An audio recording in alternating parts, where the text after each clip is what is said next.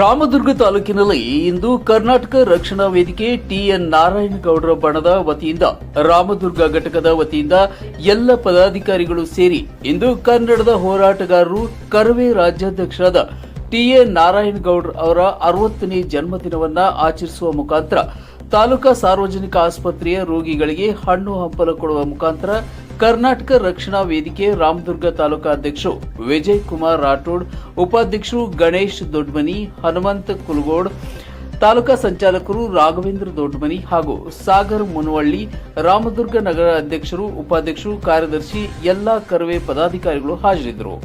ಹಾಗೂ ಮಹಿಳಾ ತಾಲೂಕಾ ಘಟಕದ ಅಧ್ಯಕ್ಷರು ರೂಪಾ ಅರಮನೆ, ಉಪಾಧ್ಯಕ್ಷರು ರೇಷ್ಮಾ ಅಂಗಡಿ, ಗೌರವ ಅಧ್ಯಕ್ಷರು ಗಾಯತ್ರಿ ದೇವಾಂಗಮಠ್, ಸುಜಾತಾ ಬಾಣಗಾರ್ ಹಾಗೂ ಇನ್ನೂ ಹಲವಾರು ಕರವೇ ಕಾರ್ಯಕರ್ತರು ಹಾಜರಿದ್ದರು.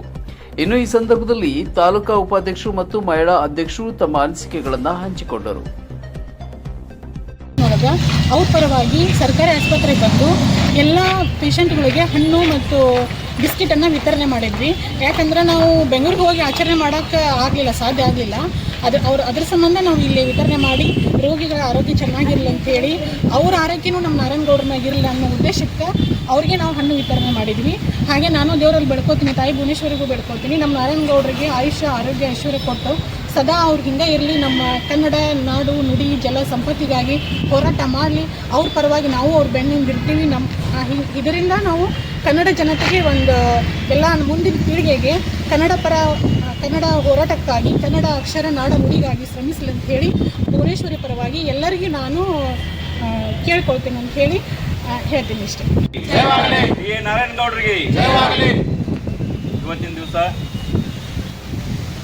ಕರ್ನಾಟಕ ರಕ್ಷಣಾ ವೇದಿಕೆಯ ರಾಜ್ಯಾಧ್ಯಕ್ಷರಾದಂಥ ಟಿಎನ್ ನಾರಾಯಣಗೌಡರ 60ನೇ ವರ್ಷದ ಹುಟ್ಟುಹಬ್ಬದ ನಿಮಿತ್ತವಾಗಿ ರಾಮದುರ್ಗ ತಾಲೂಕಿನ ರಕ್ಷಣಾ ವೇದಿಕೆ ವತಿಯಿಂದ ರಾಮದುರ್ಗ ತಾಲೂಕಿನಲ್ಲಿ ಸರ್ಕಾರಿ ಹಾಸ್ಪಿಟಲ್ನಲ್ಲಿ ರೋಗಿಗಳಿಗೆ ಹಣ್ಣು ಹಂಪಲನ್ನು ನೀಡಿ ಒಂದು ಅಳಿಲು ಸೇವೆಯನ್ನು ಮಾಡಿ ಈ ಮುಖಾಂತರವನ್ನು ಸೇವೆ ಸಲ್ಲಿಸ್ತಾ ಇದ್ದೀವಿ. ಮುಂದಿನ ಈ ಟಿಎನ್ ನಾರಾಯಣಗೌಡರು ರಾಜ್ಯಾಧ್ಯಕ್ಷರಿಗೆ ದೇವರು ಇನ್ನೂ ಹೆಚ್ಚಿನ ಆಯುಸ್ಸು ಐಶ್ವರ್ಯ ಶಕ್ತಿ ನೀಡಲಿ ಅಂತ ಹೇಳ್ಬಿಟ್ಟು ಹೇಳ್ತಾ, ಈ ರಕ್ಷಣಾ ವೇದಿಕೆಗೆ ಹಾಗೂ ತಾಯಿ ಭುವನೇಶ್ವರಿಗೆ ಜಯವಾಗಲಿ ಅಂತ ಹೇಳ್ಬಿಟ್ಟು ಹೇಳ್ತಾ ನಮ್ಮ ಒಂದು ಎರಡು ಮಾತನ್ನು ಮುಗಿಸ್ತೇವೆ.